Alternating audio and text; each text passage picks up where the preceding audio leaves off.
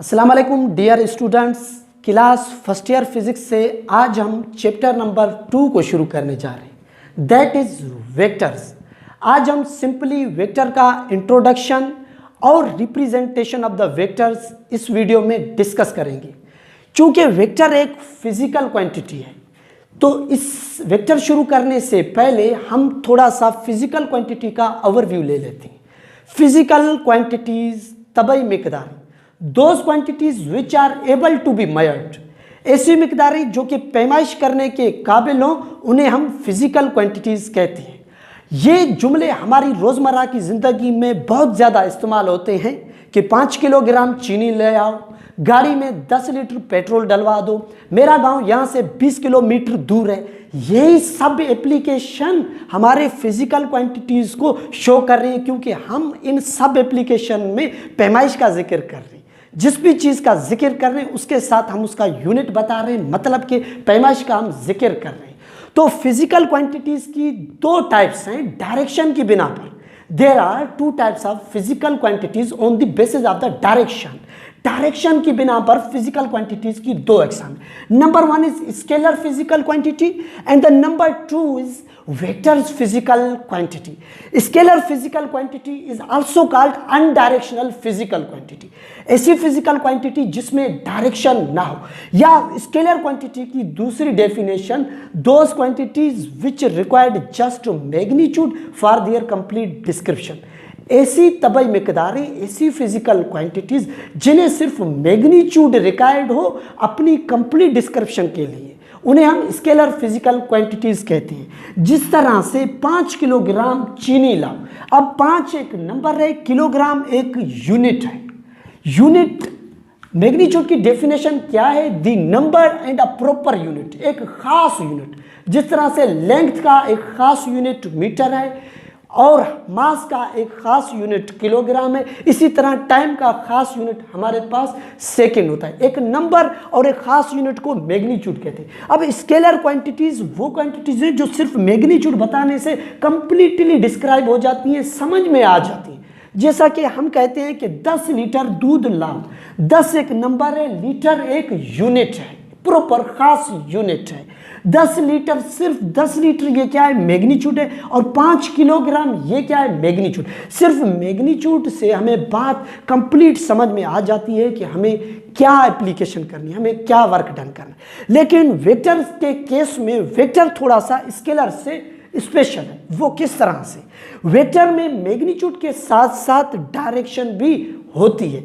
Vector quantities are those quantities which are completely described by magnitude in addition of direction.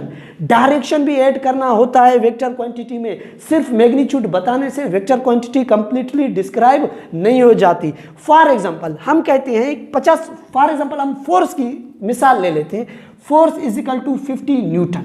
इस बंदे ने इस box पर 50 Newton की फोर्स लगाई। अब 50 एक नंबर है, न्यूटन एक प्रॉपर यूनिट है, खास यूनिट है फोर्स का। नंबर और यूनिट को मिलाकर ये तो हो गया मैग्नीट्यूड। एक बंदे ने मैग्नीट्यूड बताया कि इस बंदे ने इस बॉक्स पर 50 न्यूटन की फोर्स लगाई, लेकिन बात कंप्लीटली समझ में नहीं आ सकती। हमें ये सवाल है कि इस बंदे ने जो 50 न्यूटन मैग्नीट्यूड का फोर्स लगाया, कौन से डायरेक्शन में लगाया? जब तक आप हमें ईस्ट, वेस्ट, साउथ या नॉर्थ इनमें से कोई भी प्रॉपर डायरेक्शन नहीं बता देते, तब तक हमें ये क्वांटिटी समझ आने वाली नहीं है। जब आप बता देते हैं कि डायरेक्शन, फॉर एग्जांपल ईस्ट में, आपने कहा कि 50 न्यूटन की फोर्स इस बंदे ने इस बॉक्स पर ईस्ट की तरफ लगाई, अब जाकर बात कंप्लीटली डिस्क्राइब हो जाती है और एक बंदा समझ जाता है। तो वेक्टर डायरेक्शन के बिना अधूरा है। वेक्टर में जब तक आप डायरेक्शन नहीं लगाएंगे तब तक क्वांटिटी कंप्लीटली डिस्क्राइब्ड नहीं हो सकती। ये था वेक्टर का सिंपली इंट्रोडक्शन। अब चलिए चलते हैं कि वेक्टर को रिप्रेजेंट किस तरह से किया जाता है, वेक्टर को जाहिर किस तरह से किया जाता है। और अब वेक्टर रिप्रेजेंटेशन, वेक्टर को रिप्रेजेंट किस तरह से किया जाता है, वेक्टर को जाहिर किस तरह से किया जाता है। वेक्टर को हम 2 वेज में जाहिर करते हैं। वेक्टर को हम 2 तरीकों से जाहिर करते हैं, रिप्रेजेंट करते हैं। पहला तरीका हमारे पास है सिंबॉलिकल रिप्रेजेंटेशन। सिंबॉलिकली हम वेक्टर को रिप्रेजेंट करते हैं, और सिंबॉलिकली रिप्रेजेंटेशन 2 तरह से की जा सकती है। पहली रिप्रेजेंटेशन बोल्ड फेस लेटर्स, जो लफ्ज़ हैं, एक लेटर है, उसे हमें गाढ़ा बनाना पड़ता है, मोटा बनाना पड़ता है वेक्टर को रिप्रेजेंट करने के लिए। फॉर एग्जांपल वेक्टर हमारे पास फोर्स है, फोर्स के एफ लेटर को हमने यहाँ पर गाढ़ा शो किया हुआ है, मोटा शो किया हुआ है, बोल्ड फेस किया हुआ है, बिल्कुल। और दूसरी तरह से हम वेक्टर को सिंबॉलिकली रिप्रेजेंट कर सकते हैं कि एक लाइट लेटर उसके अबो या उसके बिलो में हम एरो हेड लगाकर वेक्टर को रिप्रेजेंट कर सकते हैं। ये एरो हेड हमें बताता है कि वेक्टर की डायरेक्शन, क्योंकि वेक्टर एक डायरेक्शनल क्वांटिटी है। और हम जो ज़्यादातर आगे जाकर वेक्टर के पूरे चैप्टर में यूज़ करेंगे वो ये वाला तरीका होगा। इसमें भी इन दोनों में से ये हम ज़्यादातर यूज़ करेंगे क्योंकि ये इस्तेमाल किया जाता है, दैट इज़ फेमस। ये इस्तेमाल नहीं किया जाता ज़्यादातर क्योंकि ये हमारी पेपर्स और नोटबुक पर ज़्यादा स्याही की वजह से अगले पेजेस पर भी धब्बे बन जाते हैं। इसके बाद हमारे पास वेक्टर को रिप्रेजेंट करने का दूसरा तरीका है जो कि है ग्राफिकल रिप्रेजेंटेशन। वेक्टर को ड्रा करना, वेक्टर को ग्राफ के जरिए जाहिर करना। वो कैसे हम जाहिर करते हैं? हम सबसे पहले एक स्ट्रेट लाइन लगाते हैं और उसके ऊपर एरो हेड लगाते हैं।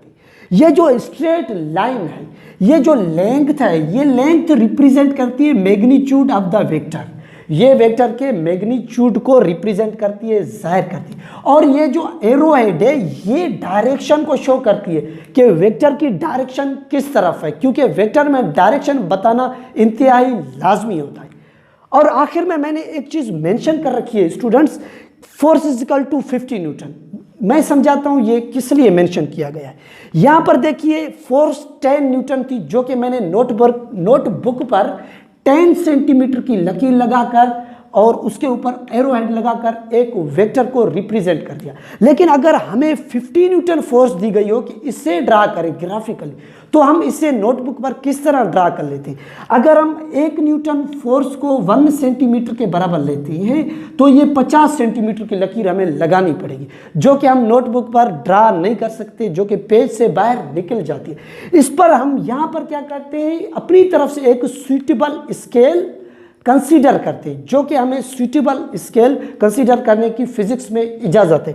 हम ऐसा कर लेते हैं कि 10 न्यूटन फोर्स को 1 सेंटीमीटर के बराबर ले लेते हैं, तो 50 न्यूटन फोर्स को हम 5 सेंटीमीटर की लेंथ लगाकर और एक एरो हेड लगाकर रिप्रेजेंट कर सकते हैं। ये थे वेक्टर को रिप्रेजेंट करने के तरीके।